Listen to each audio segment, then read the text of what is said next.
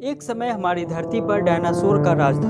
वो रहते थे जहां आज हम रह रहे हैं। इन डायनासोर की कई हजार प्रजातियां थी। ये उस समय के सबसे सफल जीव थे। फिर ऐसा क्या हुआ? आखिर वो कौन सी घटना थी जिसने इनका नाम और निशान मिटा दिया? तो चलिए जानने की कोशिश करते हैं। इस बड़ी तबाही को केटी एक्सटेंशन का नाम दिया गया है। अमेरिका के नोबेल विजेता डॉक्टर लुइस अल्वारेज और उनके बेटे डॉक्टर वाल्टर ने अपने साथियों के साथ मिलकर इसी मैस एक्सटेंशन पर रिसर्च की। 1970 में उन्होंने केटी बाउंड्री यानी वो जगह जिसे एंड ऑफ क्रेटेशियस पीरियड समझा जाता है, वहाँ के चट्टानों के मिट्टी के कुछ नमूने इकट्ठे किए और यूनिवर्सिटी ऑफ कैलिफोर्निया में इसे टेस्ट किया। इस टेस्ट के नतीजे में उन्होंने अजीबोगरीब चीज़ नोट की। वो चीज़ थी रेडियम।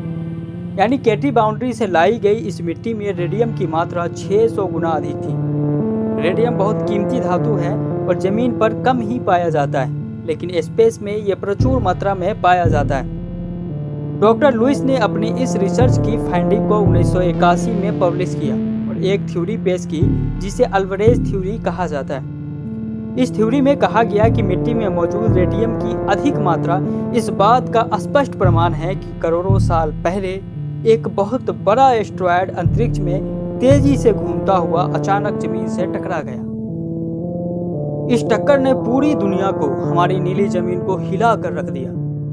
अल्वारेज थ्योरी को अधिक मजबूती उस समय मिली जब क्राइम सीन सामने आया, यानी वो जगह जहां ये एस्टेरॉयड जमीन से टकराया था। यह जगह मैक्सिको में युकाटन प्रायद्वीप या युकाटन पेनिनसुला के उत्तरी तट पर स्थित है, जिसे चेकस्लोवाकिया नाम दिया गया। इस जगह 180 किलोमीटर चौड़ा और 20 किलोमीटर गहरा गड्ढा है और समझा जाता है कि यही वो जगह है जहां एस्टेरॉयड जमीन से टकराया था। इसी घटना में डायनासोर की नस्ल खत्म हो गई। दोस्तों, एस्टेरॉयड वो छोटे बड़े पत्थर है जो सोलर सिस्टम के निर्माण के समय आपस में जुड़कर कोई बड़ा ग्रह या तारा नहीं बना सके। अंतरिक्ष में मार्स और जुपिटर के बीच पत्थरों का घूमता हुआ एक घेरा है। इसे एस्टेरॉयड बेल्ट कहते हैं। ये एस्टेरॉयड सूरज और जुपिटर की ग्रेविटी के बीच फंस कर रह गए और एक वृत्ताकार घेरे में घूमते रहते हैं। लेकिन जुपिटर और सूरज की पावरफुल ग्रेविटी की खींचातानी में कई बार एस्टेरॉयड बेल्ट के पत्थर खिसक जाते हैं और सूरज की तरफ गिरने लगते हैं। इनके रास्ते में जो ग्रह या चांद आ जाए ये उससे टकरा जाते हैं और जिन ग्रहों से ये टकराते हैं उनमें हमारी पृथ्वी भी शामिल है।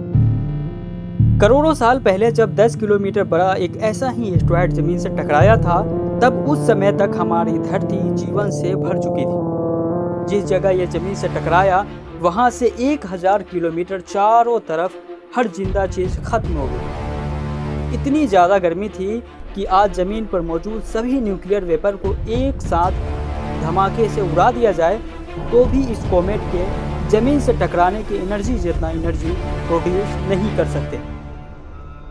फिर इस धमाके से जो धूल का तूफान उठा उसने पूरी पृथ्वी को ढक दिया और धरती पर एक लंबी रात छा गई। इसे हिस्ट्री में न्यूक्लियर विंटर के नाम से जाना जाता है। इसी न्यूक्लियर विंटर के दौरान जमीन पर मौजूद 75% जानवरों की नस्लें खत्म हो गई। इनकी स्पीशीज दुनिया से मिट गई।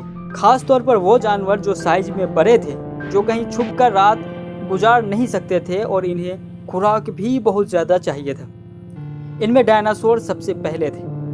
ये एक बड़ा कारण है जिसे डायनासोर के नस्ल के खात्मे का वजह समझा जाता है। लेकिन इसके अलावा वैज्ञानिकों ने कुछ और थ्योरी भी पेश की। इसके बारे में हम इस सीरीज के तीसरे पार्ट में बताएंगे। अगर आपने पहला पार्ट नहीं देखा तो जरूर देखें और आपने हमारे चैनल को अब तक सब्सक्राइब नहीं किया तो जरूर कर लें। तो मिलते हैं अगले वीडियो में।